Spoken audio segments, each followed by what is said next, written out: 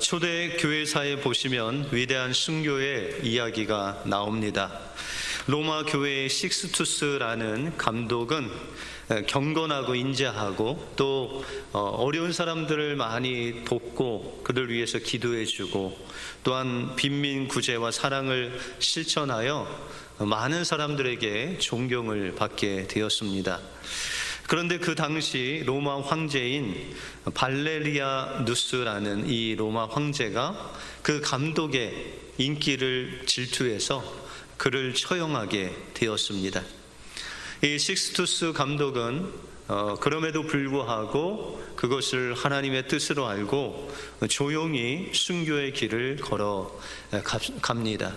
식스투스 감독이 사형장에 끌려갈 때 그 교회를 섬기는 수석 집사였던 라우렌티우스라는 집사님이 그를 쫓아가면서 소리를 질렀습니다. 나의 아버지여, 당신께서 제자노로 나가실 때 늘 저에게 도움을 청하지 아니하셨습니까? 그런데 왜 지금은 저를 데려가지 아니하십니까? 라고 하면서 슬퍼하면서 그 식스투스 감독에게 울부짖었습니다.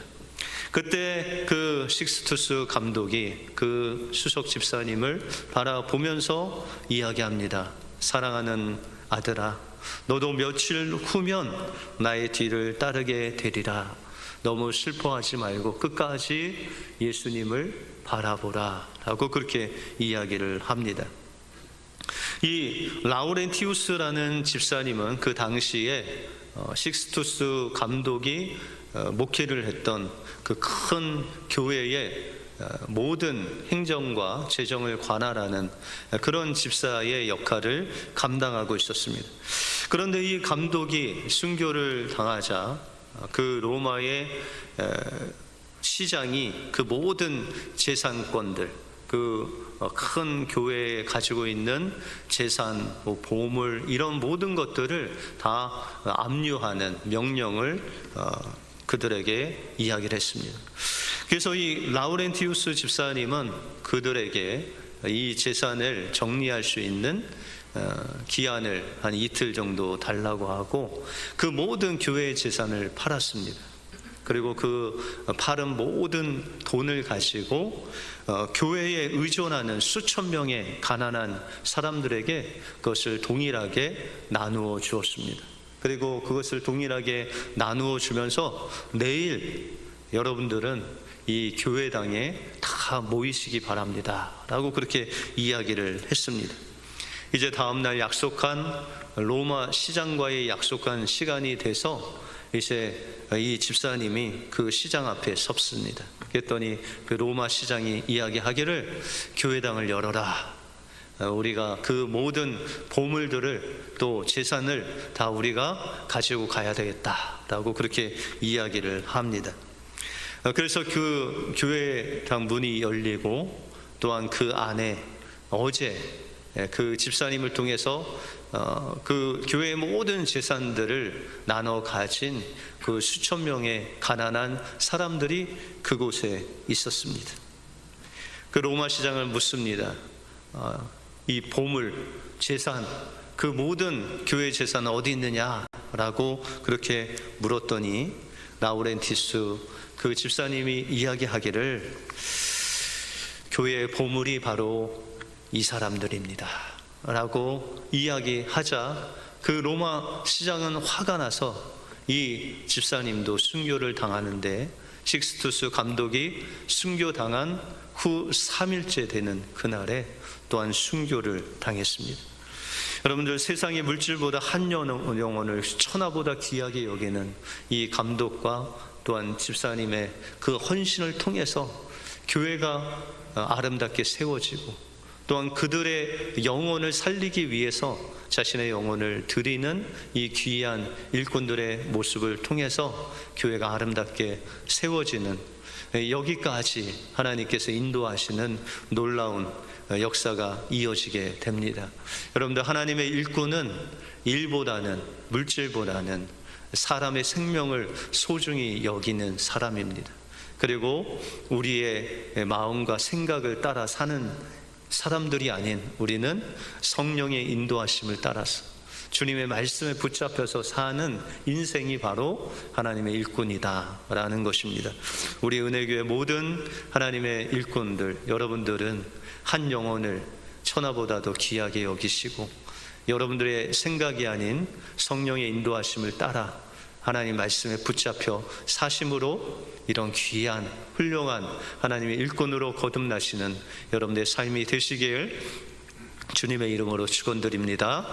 오늘 본문을 통해서 하나님은 어떻게 일꾼들을 세우시고 또 그 일꾼이 되려는 사람들의 자격은 무엇이고 하나님이 세우시는 일꾼을 통해서 하나님이 어떤 일들을 해 나가시는지 오늘 본문을 통해서 살펴보겠습니다. 먼저 하나님은 일보다 생명을 소중히 여기는 사람을 하나님의 일꾼으로 세우십니다. 오늘 본문에 보시면 초대교회가 이제 하루아침에 예루살렘이라는 교회 수만 명, 수십만 명이 모이는 엄청난 대형교회가 된 후에 첫 번째 위기를 겪게 됩니다. 그 위기는 교회 가운데 원망이 생겼다는 것입니다. 오늘 1절에 보시면 그때 제자가 더 많아졌는데 헬라파 유대인들이 자기의 과부들이 매일의 구제에 빠짐으로 히브리파 사람을 원망하니라 라고 말씀하고 있습니다. 여기 초대교회 성도들의 이제 구성원들을 보면 히브리파 유대인들이 있고 또한 헬라파 유대인들이 있었다라고 말씀하고 있습니다.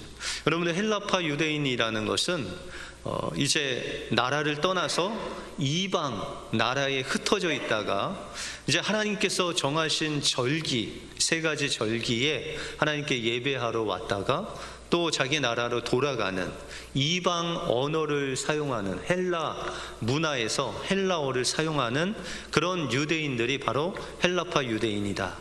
히브리파 유대인은 정통 또한 유대인으로서 다른 나라가 아닌 이스라엘에 사는 그 사람들, 주로 히브리어와 아람어를 쓰는 그런 이스라엘 문화를 가진 사람들이 바로 히브리파 유대인들이었습니다. 그런데 오순절 마가 다락방에 성령이 임하시고 베드로가 나가서 하나님의 복음을 전할 때 그 사방에서 모인 디아스포라인 이 헬라파 유대인들이 예수 그리스도의 복음을 듣고 그들이 주님께로 돌아오는 놀라운 역사가 일어나게 됩니다. 그래서 이들이 헬라파 유대인들이 고향에 돌아가지 않고 절기가 끝나도 이제 교회에 모여서 공동생활을 하게 됩니다. 그래서 그들은 집도 없고 또한 먹을 양식도 없었지만 그러나 여러분들이 알다시피 초대교회는 이 사람들을 위해서 자신의 재산을 바쳐서 공동생활을, 공동체 생활을 하게 된다는 것이죠. 그래서 이들은 매일매일 이렇게 예루살렘 초대교회에 모인 사람들 이제 집에 돌아가지 않고 교회에서 모여서 매일매일 하나님의 말씀을 가르침을 받고 또한 기도하고 또 전도하는 그런 매일매일 일을 하는 사람들 중에 특별히 헬라파 유대인 중에 과부들은 더 먹고 살기가 힘들었습니다.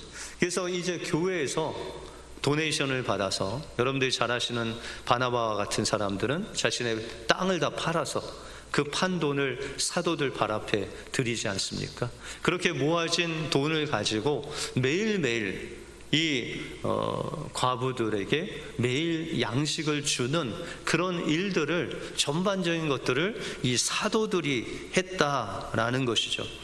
그런데 이 사도들이 이런 일을 하다 보니까는 의도적이지 않게, 다시 말해서 알고 그들의 이름을 뺀 것이 아니라 이 문화적인 차이 때문에 또한 언어적인 차이 때문에 그들의 이름이 빠지는 그런 일들이 종종 생기게 되었다라는 것이죠. 그런데 이들이 이름을 빠지면은 이들이 어떻게 되죠? 만약에 헬라파 유대인 중에 과부의 이름 그 매일매일 구제에서 빠지면 그 하루를 한 끼니를 먹지 못하는 것이죠. 그러니 그들이 그 이름을 빠지는 것에 대해서 얼마나 민감하겠습니까? 그런데 사도들은 의도치 않게 이 언어적인 소통이 잘 안 돼서 이름을 가끔 빼먹는 일들이 있었다라는 것이죠. 그때 이 예루살렘에 있는 그 사도들이 이런 사람들의 원망을 듣고 어떻게 이 문제를 풀어나갈까요? 여러분들, 이 원망이라는 것은 그냥 교회마다 있는 게 원망이죠. 여러분들이 아시는 교회 중에 원망과 불평이 없는 교회가 있을까요, 없을까요? 네, 한 교회가 있나요? 우리 은혜교회는 없나요?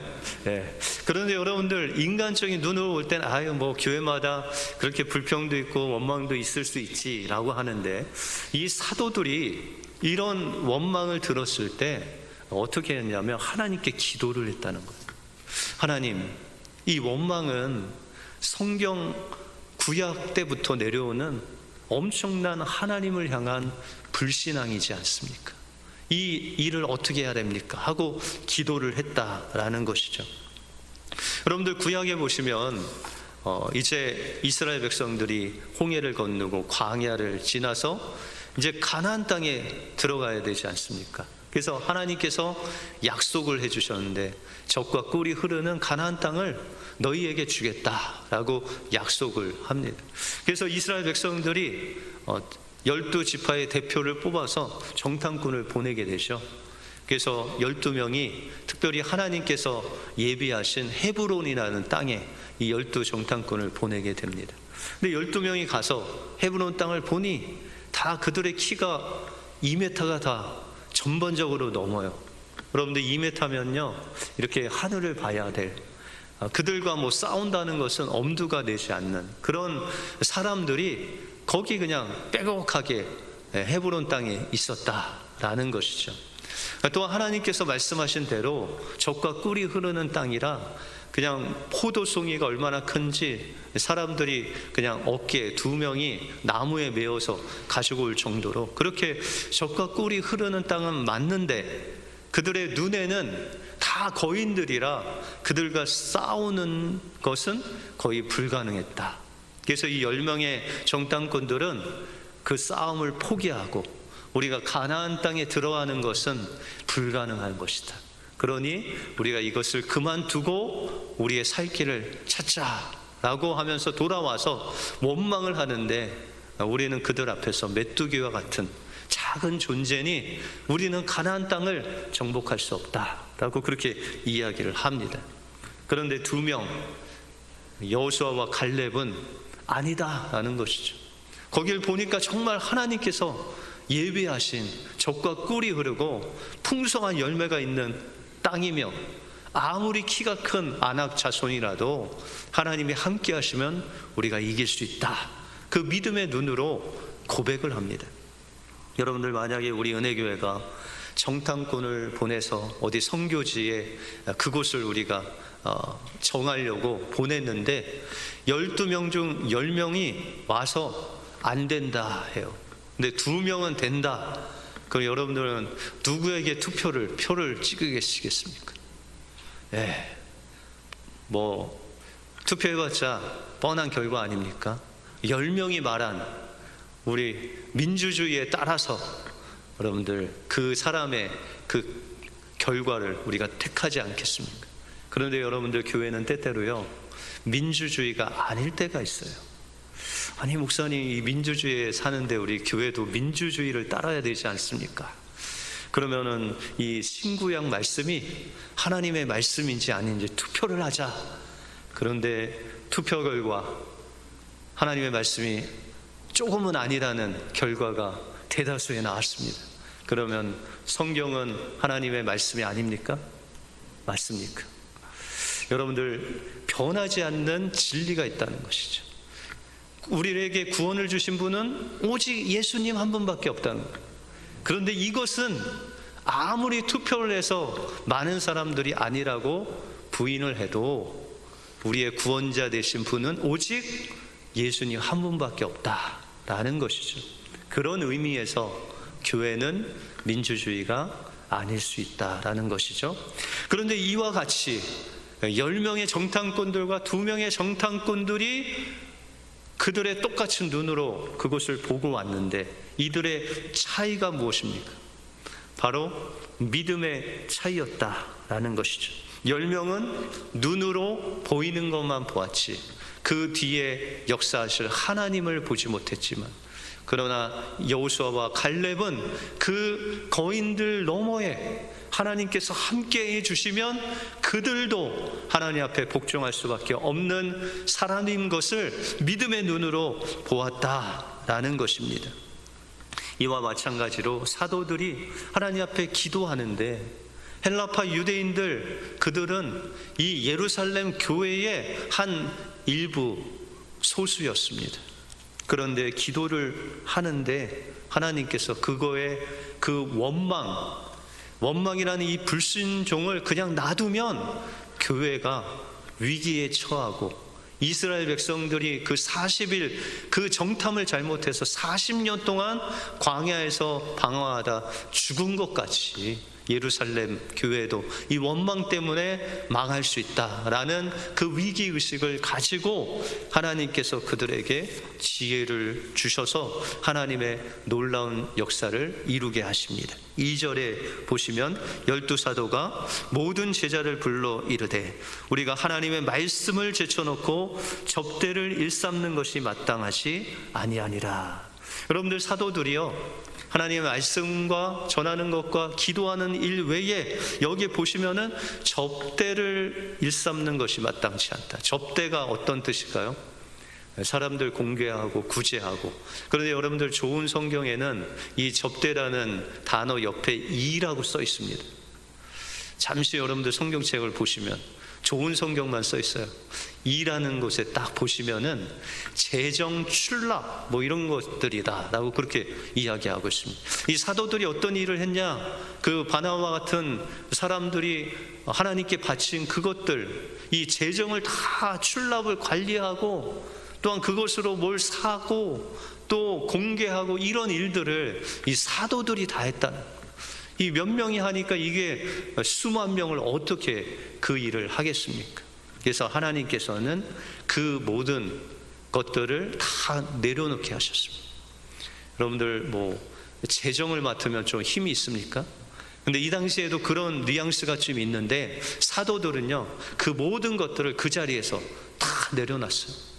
그리고 소수의 사람을 위해서 자신의 기득권을 다 내려놓고 그 소수 가운데, 헬라파 유대인 가운데 일꾼들을 세웁니다. 여러분들 5절에 보시면 온 무리가 이 말을 기뻐하여 믿음과 성령이 충만한 사람 스데반과 빌립과 브로고로와 이런 7 집사들을 세웠는데 그들의 이름을 보면 다 헬라식이에요. 다시 말해서 헬라파 유대인 중에서 7명 전원을 다 뽑았다는 거예요. 여러분들, 좀 위기의식이 있지 않습니까? 아, 저 사람을 헬라파인데 우리 히브리파 사람을 좀 뽑아야 되는데, 그런데 그렇게 하지 않았다는 거예요. 그 원망이 나온 그 정말 연약한 사람들 돌보기 위해서 그들을 잘 알고 도울 수 있는 헬라파 유대인 중에 모든 집사들을 다 뽑았다라는 것이죠. 그러면 어떤 자격이 있는 사람들을 뽑았을까요?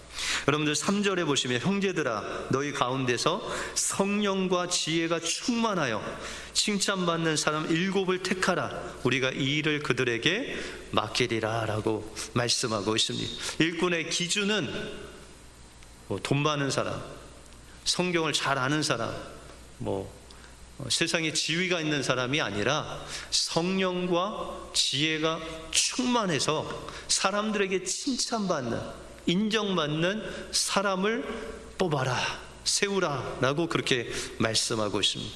여러분들, 어떤 사람이 성령과 지혜가 충만한 사람일까요? 그 신뢰가 오늘 이 사도행전 6장 하반부에 나옵니다. 여러분들이 잘 아시는 스데반 집사님이 나옵니다. 그런데 15절에 보시면 공회 중에 앉은 사람들이 다 스데반을 주목하여 보니 그 얼굴이 천사의 얼굴과 같더라. 여러분, 옆 사람들 한번 보십시오. 옆 사람들 어떻게 천사 같으세요? 네, 다 천사 같으시죠? 네, 어떤 사람이 천사 같은 거예요? 여러분들 구약에 보시면 모세가 하나님의 말씀을 십계명을 받기 위해서 시내산에 올라가죠. 40일 동안 하나님과 함께 있습니다. 그런데 그가 내려올 때는 얼굴이 어떻게 됐어요? 광채가 나서 사람들이 제발 좀 얼굴 좀 가려달라, 이 수건으로 가리지 않습니까? 그 모세가 그 얼굴이 바로 천사의 얼굴과 같았다는 거예요. 근데 스데반 집사님은 하나님께 그 말씀도 받으러 시내산도 안 올라갔는데 그 얼굴이 광채가 천사의 얼굴과 같이, 그 하나님과 가까이 있는 천사와 같이 그렇게 환하게 비춰지고 있었다라고 그렇게 말씀하고 있습니다. 그러면 스데반 집사님이 어떤 삶을 살았길래 그 얼굴의 광채가 그렇게 천사같이 빛나는 그런 삶을 살았을까요? 여러분들, 스데반 집사님을 알 수 있는 것은 사도행전 7장에 보시면 스데반 집사님의 설교가 나옵니다. 근데 그 설교를 여러분이 읽어보셨죠? 사도행전 7장을 읽어보시면 성경 전체에서 가장 긴 설교가 바로 스데반 집사님의 설교입니다. 그리고 그 딱 한 번 설교로 인해서 순교를 당한 분이 바로 또 스데반 집사님입니다. 근데 그 설교를 보시면요, 그 설교의 내용이 구약에 예언된 예수 그리스도에 대해서 쭉 설명을 합니다.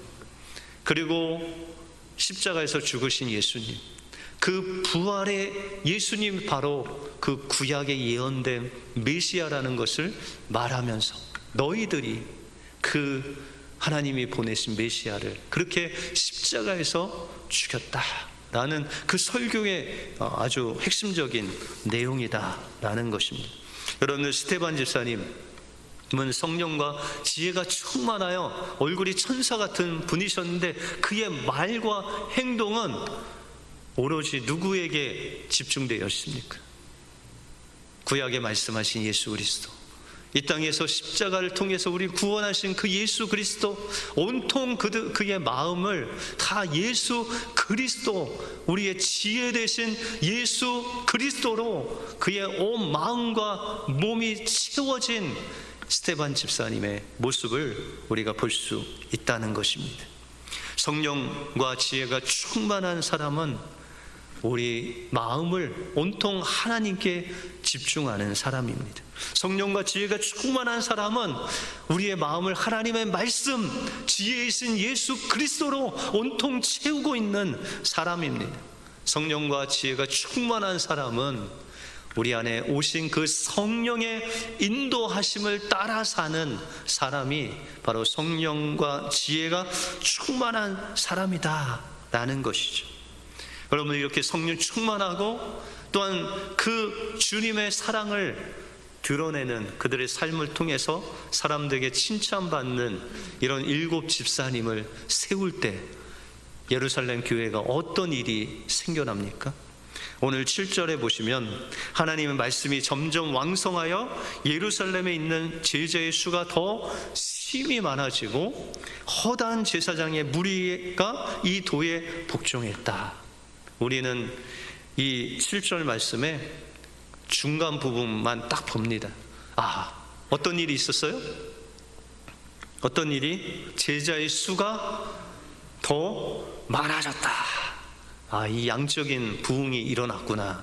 거기만 머무시는 분들이 있습니다. 그런데 그 뒤에 보시면은 더 중요한 사람들이 나요. 허다한 제사장의 무리가 이 도라는 것은 그리스도의 말씀 앞에 복종했다라고 그렇게 말씀하십니다.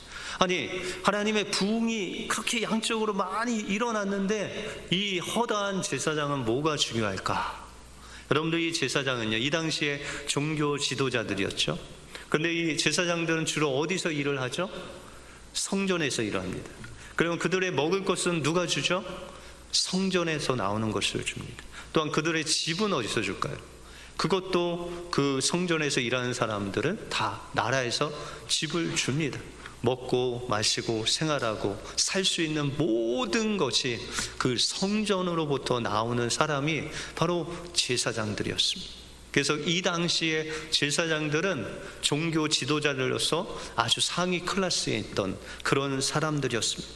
그런데 이 제사장들이 예수 그리스도의 복음을 듣고 또한 사도들과 이 7 집사들이 하는 일들을 보고 주님께 돌아왔다는 거예요. 아니, 그렇게 소외되고 또한 사람들이 거들떠 보지도 않는 그런 약자들을 자신의 재산을 다 들여서, 자신의 인생을 들여서 그들을 보살피고 사랑해주고 돌보는 그 교회 말로 정말 하나님께서 세우신 하나님의 나라다라는 것을 그들의 눈으로 몸으로 체험을 하고 자신의 성전 제사장직을 다 내려놓고 그리스도의 복음을 그 예루살렘 교회에 나와서 헬라파 유대인들 중에 과부들이 또한 그 집으로 못 돌아가고 공동생활을 하는 그 공동생활에 제사장들이 다 들어왔다는 거예요. 왜요? 이제 그들은 집도 없어요. 먹을 것도 없어요. 왜요? 제사장이 더 이상 제사장 직분을 내려놨기 때문에 그 성전에서 나오는 것을 다 빼앗겼어요. 이제 그들은 그 교회에서 주는 매일매일 주는 그 양식으로, 연약한 자들에게 나눠주는 그것으로 살아야 됩니다. 여러분들, 이들이 왜 이렇게 자신의 특권을 포기하고 주님을 따랐습니까? 바로 예수 그리스도만이 자신의 영원한 생명이 되시는 메시아이신 것을 그들의 마음속에 영접하고 그들이 기쁨으로 그 주님을 따랐다라고 말씀하고 있습니다. 사도들이 자신의 기득권보다 어떠한 일보다도 그 생명을 소중히 여기고 자신의 생각을 따르지 않고 성령과 지혜가 충만한 7 집사들이 헌신적으로 연약한 자를 섬기는 그 모습을 통해서 이 허다한 제사장들이 감동을 받고 주님을 만나고 돌아오는 부흥의 역사를 체험하게 되었다라는 것입니다. 그런데 하나님의 역사는 여기에 멈추지 않습니다. 7명의 집사들 세우고 그 원망하는 헬라인, 유대인, 과부들을 돌보는 일들 통해서 원망이 사라졌어요. 그런데 하나님은 그것을 위해서만 7 집사를 세운 것이 아니었습니다. 사도행전 11장 19절에 보시면 그때의 스데반의 일로 일어난 환난으로 말미암아 흩어진 자들이 베니게와 구브로와 안디옥까지 이르러 유대인에게 말씀을 전했다라고 말씀하고 있습니다. 여러분들, 이들이 안수를 받고 이런 연약한 자를 섬기는 그 일을 하는 가운데 바로 사도행전 7장에 무슨 일이 있었습니까? 스데반 집사님이 그 긴 설교 한 번 하시고 순교를 당하시죠. 예루살렘 그 수만 명, 수십만 명이 다 흩어지게 됩니다. 사도들만 남겨두고 다 흩어지게 돼요. 사마리아 땅으로, 또 여기 나오는 베니게와 구브로, 안디옥까지 사람들이 다 흩어지게 됩니다. 그러면 7 집사님들은 어디로 가셨을까요? 여러분들, 이 7 집사님 중에 오늘 5절 끝부분에 보시면 유대교에 입교했던 안디옥 사람 니골라를 택하여 라고 말씀하고 있습니다. 이 니골라라는 사람은 어디 출신이라고요? 안디옥 출신. 그러면 그가 어디 가서 복음을 전했을까요? 안디옥. 여러분들, 제가 온두라스라는 곳에 선교를 한 7년 정도 했습니다. 매년 갔는데 한 2번 정도 갔는데 거기에 이제 도시 원주민 교회 목사님이 이제 이야기를 하는데 자기 고향에는 교회가 없대요. 그 도시에서 한 10시간을 들어가면 온두라스 아주 시골 마을이 나오는데 거기 뭐 정말 신발도 없어서 맨발로 다니고 또 전기가 없어서 그냥 불이 없는, 그래서 아침 일찍 일어나서 일하고 저녁이 되면 다 주무시는 그런 동네였습니다. 근데 자기의 소원이 한 가지 있대요. 그 소원이 무엇이냐 물어봤더니 자기 고향 그 마을에 교회가 없어서 그 마을에 교회를 세우는 것이 자기의 소원이래요.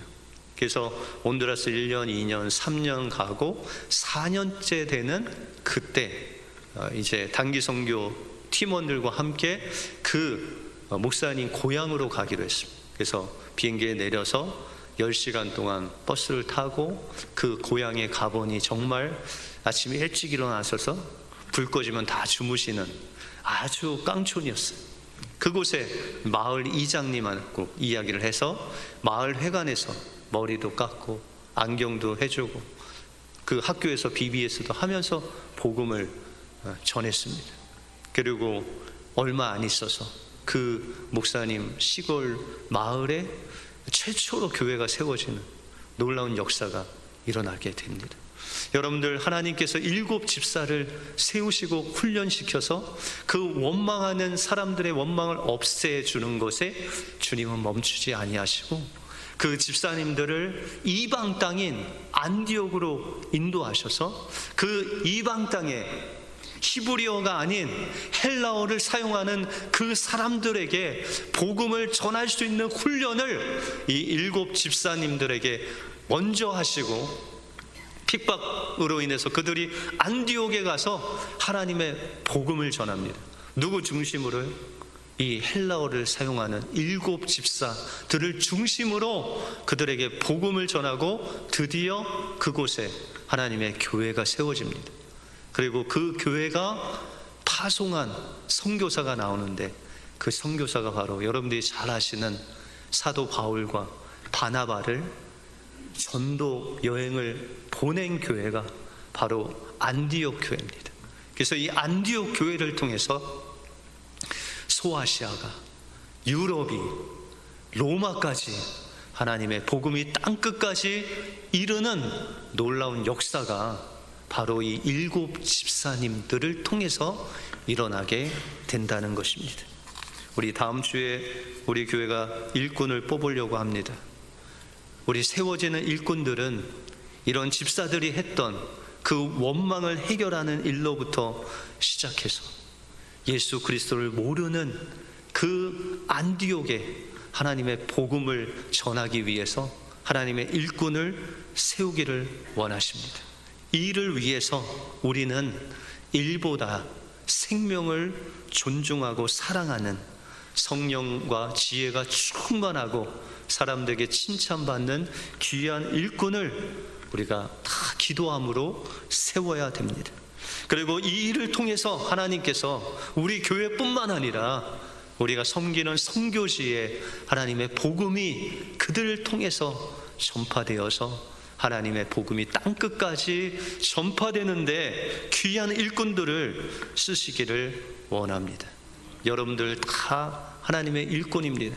여러분들 여기에 세우신 것 그냥 우리 교회에 머무르라고 세우신 것이 아니라 여러분들 통해서 하나님의 놀라운 복음이 전파되도록 그렇게 세우신 것입니다.